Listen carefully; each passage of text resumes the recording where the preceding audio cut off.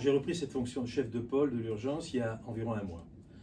J'ai commencé ma carrière en tant qu'urgentiste depuis 20 ans, même un peu plus.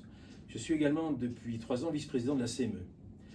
Les urgences traversent actuellement une crise de gravité qu'on peut qualifier de sans précédent. Cette mission est très difficile, j'en ai conscience, mais je l'ai acceptée car il est à mon sens inconcevable de laisser un service aussi essentiel pour la population dans un tel état.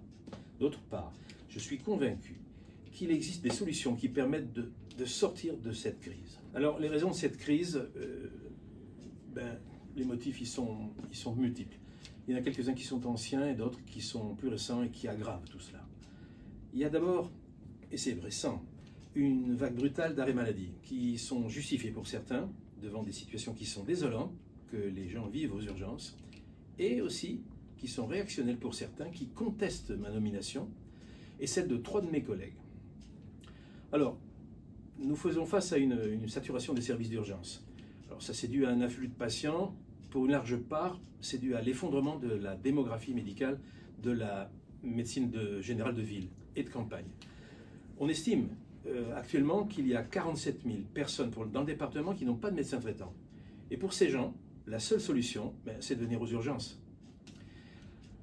L'hôpital, il faut le savoir aussi, est le seul établissement à recevoir certains patients, notamment la gériatrie, les polypathologiques, la neurologie et tout ce qui concerne la précarité sociale. Mon objectif, c'est bien sûr, et d'abord, d'améliorer la condition de prise en charge de nos patients, en termes d'efficacité et aussi en termes de diminution des temps d'attente. Alors cet objectif nécessite plusieurs prérequis et je ne citerai que les principaux.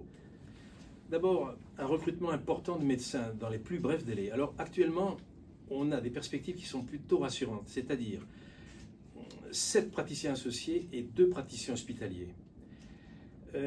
Ensuite, il faut absolument qu'on réorganise l'accueil. Il faut privilégier la création, le renforcement des filières de soins. Il en existe quelques-unes, mais d'autres doivent être absolument créées. Ensuite, il y a une multitude de protocoles de soins qui existent de manière embryonnaire ou qui doivent être créés de toutes pièces. Ce qui nous permettrait d'aller plus vite dans notre travail et plus vite dans nos prises en charge. Ensuite, il y a l'optimisation de notre collaboration avec nos confrères des services d'aval. Toutes les spécialités sont concernées. Là, on peut améliorer les choses, on peut faire des collaborations qui seraient plus rapides et donc améliorer les temps de passage sur les urgences. Ensuite, il y a le problème de l'amélioration des liens avec la médecine de ville. Comme je vous le disais tout à l'heure, il y a manifestement de ce côté-là une très grande souffrance. Il faut absolument collaborer avec eux pour améliorer en fait nos passages et nos transmissions entre la ville et l'hôpital.